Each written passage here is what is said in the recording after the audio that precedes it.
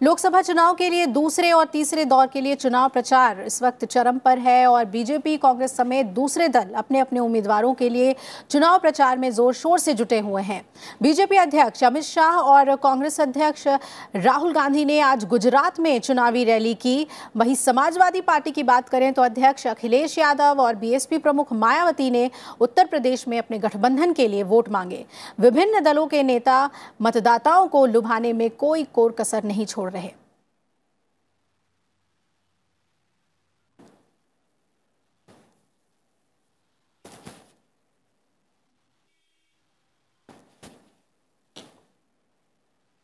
और इधर राफेल लड़ाकू विमान सौदे को लेकर कांग्रेस लगातार झूठ बोल रही है और राहुल गांधी को राफेल सौदे पर उनके बयान के लिए सुप्रीम कोर्ट से नोटिस मिला है। बीजेपी अध्यक्ष अमित शाह ने आज गुजरात के गिर सोमनाथ केदारनाथ में एक जनसभा को संबोधित करते हुए ये बात कही।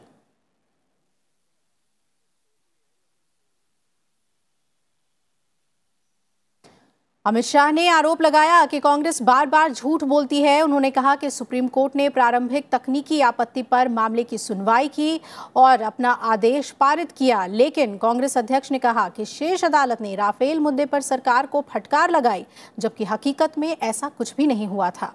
बीजेपी अध्यक्ष ने कहा कि अदालत ने सिर्फ एक प्रारंभिक आपत्ति हटाने का काम किया था, मामला अभी भी चल रहा है। अमित शाह ने यह भी कहा कि झूठ बोलना, उसे बार बार दोहराना कांग्रेस पार्टी का स्वभाव बन गया है।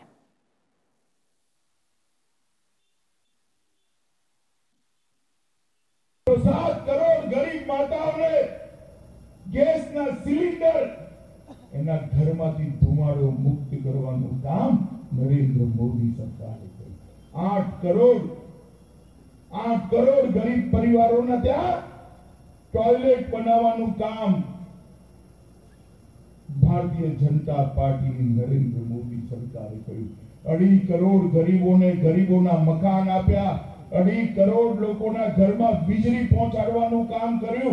70 વર્ષ સુધી તમે લોકોના ઘરમાં વીજળી નતા પહોંચાડી શક્યા। આ ભારતીય જનતા પાર્ટીની નરેન્દ્ર મોદી સરકારે વીજળી પહોંચાડવાનું।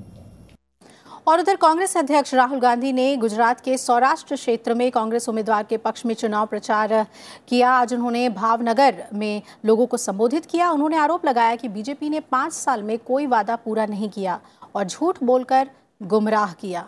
उनकी पार्टी सत्ता में आई तो सभी के साथ न्याय होगा और उनका मतलब न्यूनतम आय गारंटी योजना से था। इससे पहले कांग्रेस अध्यक्ष राहुल गांधी ने उत्तर प्रदेश के फतेहपुर सीकरी में भी चुनावी रैली की। इस मौके पर उन्होंने केंद्र की बीजेपी सरकार पर वादा खिलाफी करने का आरोप लगाया। उन्होंने कहा कि रोजगार, किसानों और अर्थव्यवस्था के मुद्दे पर सरकार वादे पूरे करने में विफल रही है। उन्होंने न्याय योजना का जिक्र करते हुए कहा कि कांग्रेस सत्ता में आती है तो हर गरीब को साल के 72,000 रुपए देगी। रैली में कांग्रेस महासचिव प्रियंका गांधी वाड्रा भी मौजूद थी। 72,000 रुपए एक साल के, 3,60,000 रुपए 5 साल के।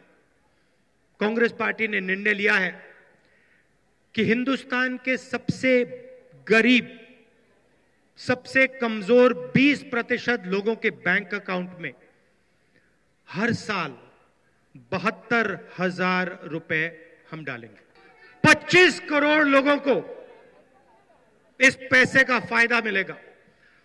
5 करोड़ लोगों के बैंक अकाउंट में हर महीने पैसे जाएगा। उधर बीएसपी प्रमुख मायावती ने उत्तर प्रदेश के अलीगढ़ में रैली को संबोधित किया। उन्होंने कहा कि गठबंधन की ताकत लगातार बढ़ रही है, जिससे विरोधियों में बेचैनी है। मायावती ने लोगों को कांग्रेस और बीजेपी के लुभावने वादों से सावधान रहने की बात कही। वे अन्य और पार्टियों की जो भी यहाँ सरकारें रही हैं तो वे देश, वे आम जनहित के मामलों में ज्यादातर विफल ही साबित हुई हैं, जिन्हें अब आप लोगों को भी इस चुनाव में या केंद्र की सत्ता में किसी भी कीमत पर आसीन नहीं होने देना है, जिनको आप लोग कई बार आजमा भी चुके हैं। हालांकि सत्ता प्राप्त करने के लिए यहाँ सभी विरोधी पार्टियां किस्म किस्म के साम दाम दंड भेद आदि हथकंडे इस्तेमाल करने की भी पूरी कोशिश करेंगी, जिनसे आप लोगों को इस चुनाव में भी हर मामले में व हर स्तर पर काफी ज्यादा सावधान रहना है। वहीं समाजवादी पार्टी के अध्यक्ष अखिलेश यादव ने आज उत्तर प्रदेश के कासगंज और मुरादाबाद में चुनाव प्रचार किया।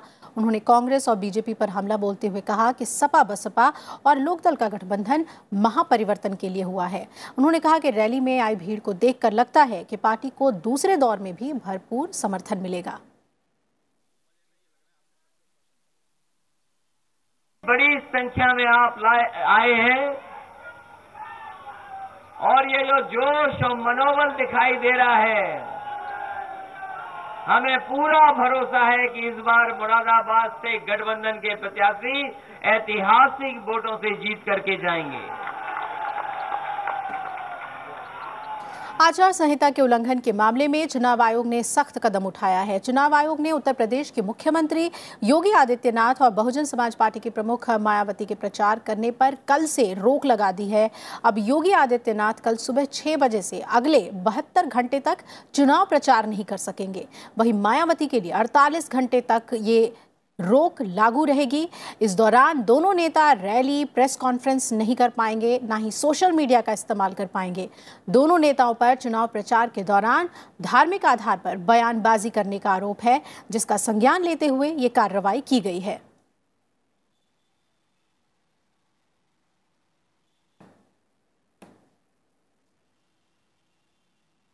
दूसरी तरफ राष्ट्रीय महिला आयोग ने समाजवादी पार्टी नेता आजम खान को कल रामपुर में बीजेपी प्रत्याशी जयाप्रदा के खिलाफ कथित टिप्पणियों के बारे में नोटिस भेज दिया है। आयोग ने कहा कि उनका बयान महिलाओं के सम्मान और प्रतिष्ठा के प्रति अनादर दिखाती है। बीजेपी ने समाजवादी पार्टी के वरिष्ठ नेता मुलायम सिंह यादव से कहा है कि वो इस मामले में मूक दर्शक न रहें।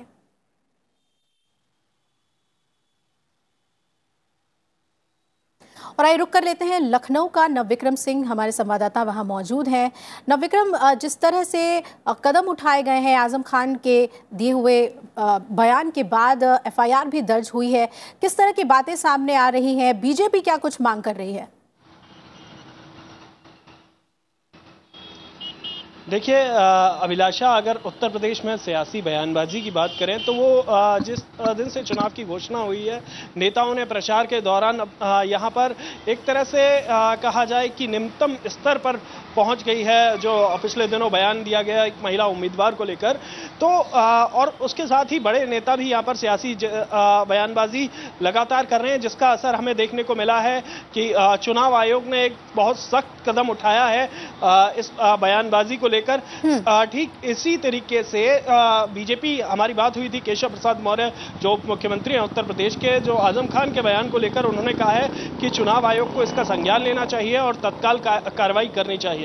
जी सपा की तरफ से कुछ कहा जा रहा है, खासतौर पर जब बीजेपी ये मांग कर रही है कि मुलायम सिंह यादव खुद इस मामले में सामने आए, मूक दर्शक ना बने, तो सपा की तरफ से क्या बातें सामने में आ रही हैं?